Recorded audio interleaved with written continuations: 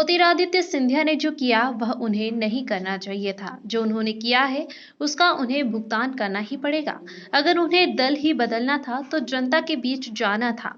राजमाता सिंधिया से मेरी राजनीति में मधुर संबंध रहे हैं, लेकिन मेरी विचारधारा हमेशा कांग्रेस के लिए रही है। राजमाता सिंधिया जनसंघ में गए, लेकिन मैं कांग्रेस में ही रहा। आज कांग्रेस नीचे से लेकर ऊपर तक नेतृत्व की कमी से जूझ रही है। आज राजनीति में सेवा भाव व नैतिक मूल्यों की अवहेलना की जा रही है। व्यवसायिक उद्देश्यों को लेकर राजनीति करना गलत है। और क्या कुछ कहते हैं मध्य प्रदेश लघु उद्योग निगम के पूर्व अध्यक्ष, धार के पूर्व विधायक और कांग्रेस के वरिष्ठतम नेता सुरेंद्र सिंह नीमखेड़ा। जानिए हमारे विशेष संवाददाता पवन वैष्णव के साथ खास चर्चा। नमस्कार, एनटीवी टाइम न्यूज़ चैनल में आपका स्वागत है। मैं आपके साथ हूं पवन वैष्णव। और जैसा कि आप जानते हैं, हमेशा हम राजनीति के उन पुरोधाओं से आपको मिलवाने का प्रयास करते हैं। जब वे राजनीति में थे तो अपना एक अच्छा खासा वजूद रखते थे। जब वे राजनीति में नहीं भी हैं तब भी वे अपना वही वजूद आज भी रखते हैं। ऐसे कई नेता हुए हैं और अब भी हैं। हमारे साथ आज खास चर्चा में सुरेंद्र सिंह जी नीमखेड़ा मौजूद है, जो धार के पूर्व विधायक है और लघु निगम बोर्ड के पूर्व अध्यक्ष भी राज्य मंत्री दर्जा जिन्हें प्राप्त था। हमारे साथ खास चर्चा में मौजूद है। लगभग 5 दशक से अधिक का उनका राजनीतिक अनुभव है। आइए जानते हैं और चर्चा करते हैं कि 5 दशक पूर्व में जब उन्होंने राजनीति स्टार्ट की थी तब की राजनीति में और आज की राजनीति में क्या मुख्य अंतर है। नमस्कार नीमखेड़ा जी, मैं जानना चाहूँगा कि जब आप राजनीति के शिखर पर थे, शुरुआत की थी, तब की राजनीति में और जब आज कांग्रेस की राजनीति लगभग केंद्र में और प्रदेश में समाप्त हो गई है, उस पर क्या कुछ कहेंगे और क्या अंतर है? मैं ये बहुत अंतर देख रहा हूँ। जब शुरू में राजनीति में आया उस वक्त मुख्य भाव जो होता था वो सेवा का होता था। अब सेवा भाव बहुत क्षीण हो गया है।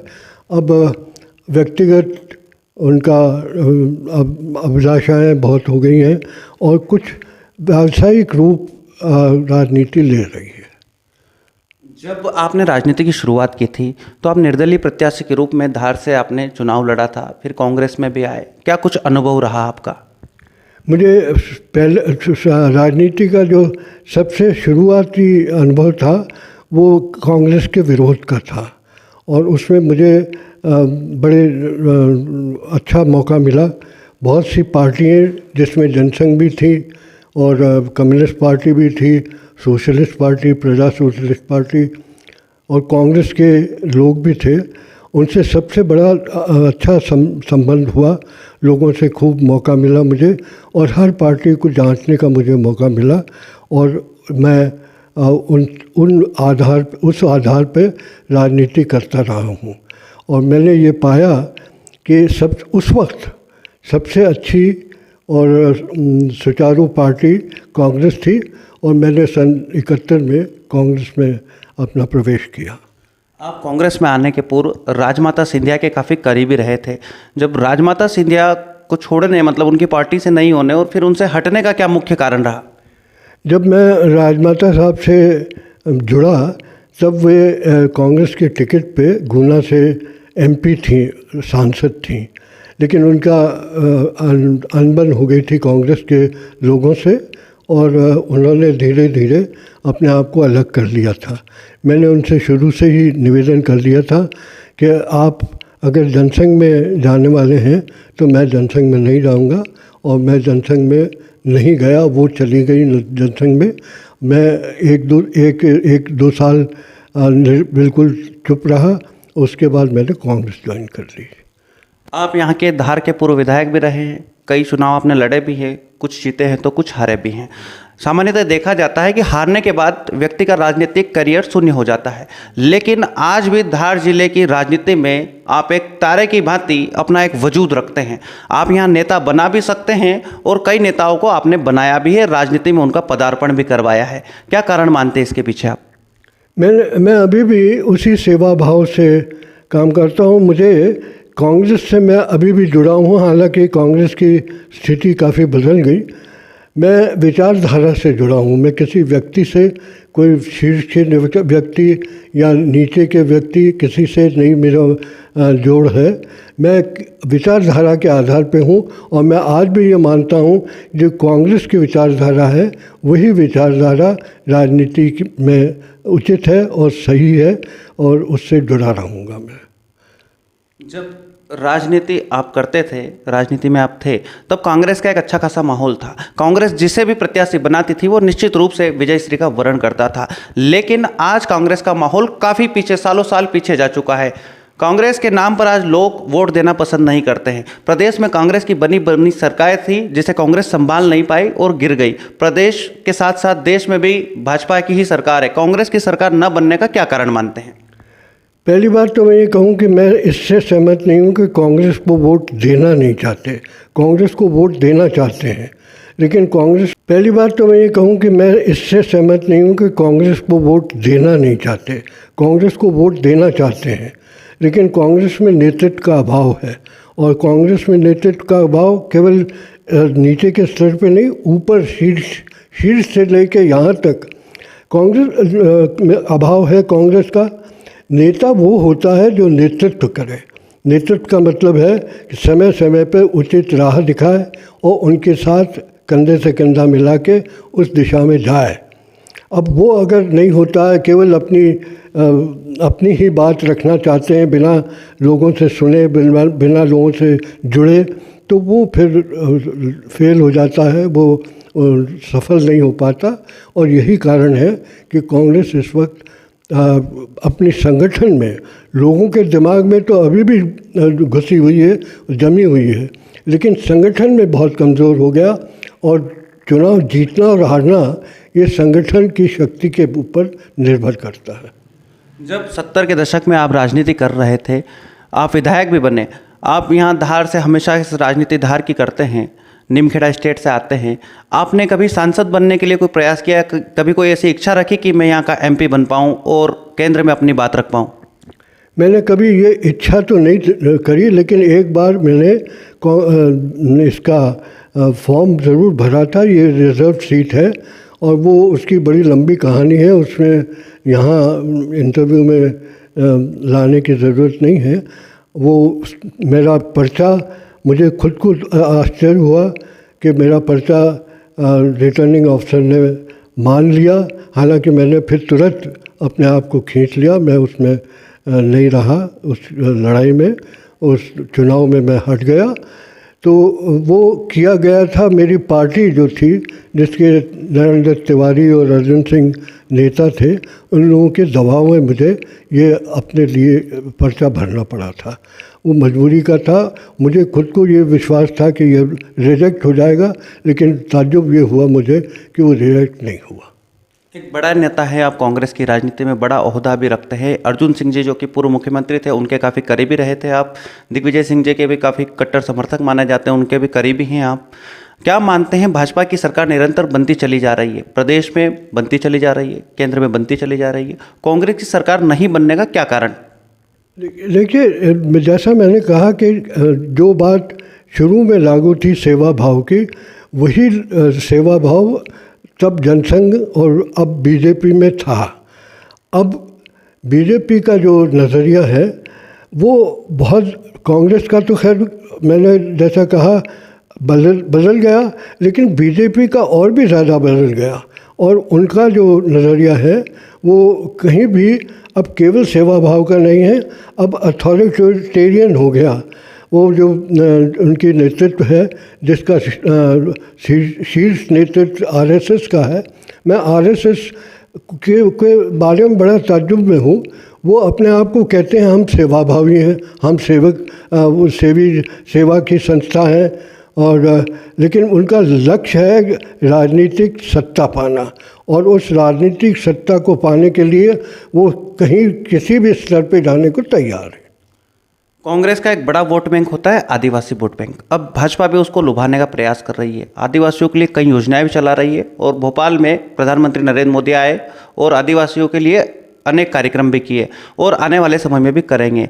और एक मांग उठ रही है कि भील प्रदेश मध्य प्रदेश को बनाया जाए और अगला जो मुखिया हो मध्य प्रदेश का वो आदिवासी समाज से ही हो। क्या ये संभव है और अच्छी राजनीति के लिए क्या ये होना चाहिए या नहीं होना चाहिए? ये जो मांग है ये मुझे अच्छी तरह याद है कि सन 80 से चल रही है। ये एक हमारे नेता थे झाबुआ के भूरिया साहब नाम, उनने ये शुरू की थी कि यहाँ पे आदिवासी बने। लेकिन मेरा ये मानना है कि ये जो कौन मुख्यमंत्री बने और कौन नेता रहे विधायक मंडल का, वो विधायकों का ही हक है और उन्हीं पे छोड़ देना चाहिए। वो जिसको चाहे, चाहे वो आदिवासी हो चाहे गैर आदिवासी हो, उसको जिसको वो चाहें, जिसको वो अपना नेता माने, उसी को मुख्यमंत्री बनाना चाहिए। अच्छा, कांग्रेस फिर से सत्ता में आ जाए, फिर से विधायक बने, फिर से सांसद बने और फिर से कांग्रेस का कोई प्रधानमंत्री बने, उसके लिए कांग्रेस को क्या प्रयास करने होंगे, किस तरीके के बदलाव करने होंगे जिससे कि कांग्रेस फिर से राजनीति में स्थापित हो जाए? कांग्रेस में पहले काफ़ी प्रजातांत्रिक तरीके से नेतृत्व स्थापित हो जाए। कांग्रेस में पहले काफ़ी प्रजातांत्रिक तरीके से नेतृत्व होता था। सब प्रतिनिधि लोग मिलके अपना नेता चुनते थे। वो बात अभी काफ़ी सालों से बिल्कुल लुप्त है। कहीं कोई चुनाव नहीं होते हैं, कानाफूसी होती है, कान में कहा जाता है कि मुझे बना दो, इसको बना दो, और वो हो जाता है, बजाय इसके कि लोगों पे छोड़ दिया जाए। उनको अपने हक पे, हर प्रतिनिधि को अपना हक है, वो जो जिसको चाहे बनाए।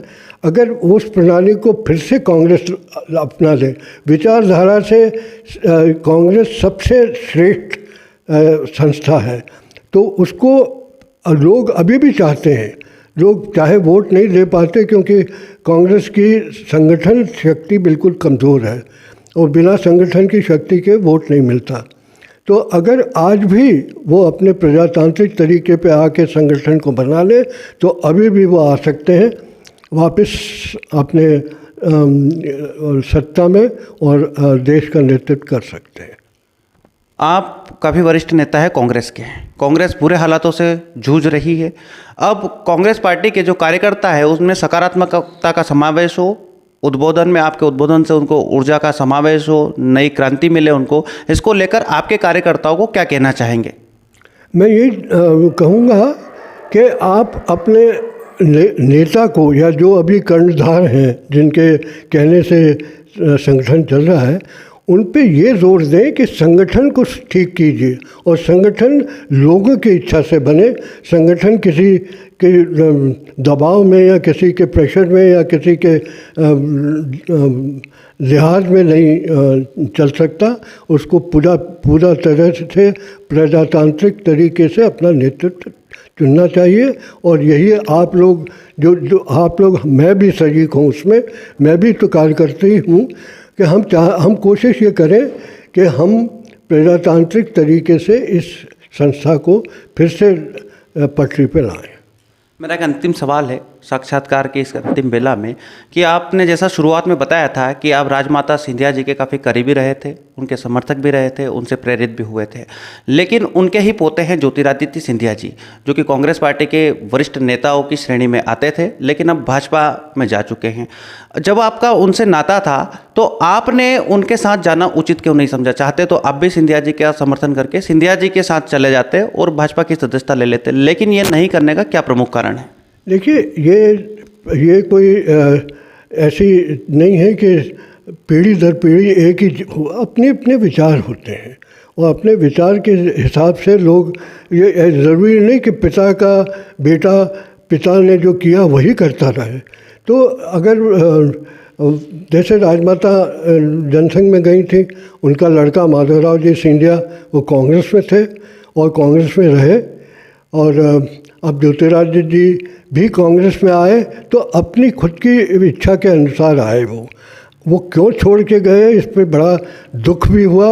मेरा ये कहना है कि ऐसा करना नहीं चाहिए था उनको अगर ऐसा करना था इस्तीफ़ा देते, इस्तीफ़ा देके और फिर से मैदान में आते और फिर से जिस पार्टी में जाना चाहते हैं जाते। ये उन्होंने जो उदाहरण पेश किया है वो एक बड़ी उनकी ख्याति है, वो ठीक नहीं है। और मैं उनसे यह अभी विनम्र भाव से, वो बहुत बड़े आदमी है, मैं एक छोटा सा कार्यकर्ता हूँ, लेकिन अभी भी विनम्र भाव से कहूँ कि ये जो किया है उन्होंने वो गलत किया है और अपने परिवार को, अपने सिंधिया परिवार को ये ठीक नहीं रहेगा, इसका उनको भुगतान करना पड़ेगा। सिंधिया जी के साथ कई विधायक भी अपने पद को छोड़कर, अपने विधायक को त्यागपत्र देकर दूसरे दल में चले गए। इस अपने पद को छोड़ना कितना उचित है? जब एक निर्वाचित पद पर आप है, जनता ने आपको 5 साल के लिए निर्वाचित किया है, कितना उचित है? क्या स्वच्छ राजनीति के लिए ठीक है? ये बिल्कुल ही गलत बात है। मैंने जैसे अभी कहा कि पहले आप इस्तीफ़ा दे दीजिए। अगर आपका मन खराब हो गया है, आपके विचार बदल गए हैं, पहले इस्तीफ़ा दीजिए, फिर से मैदान में आइए।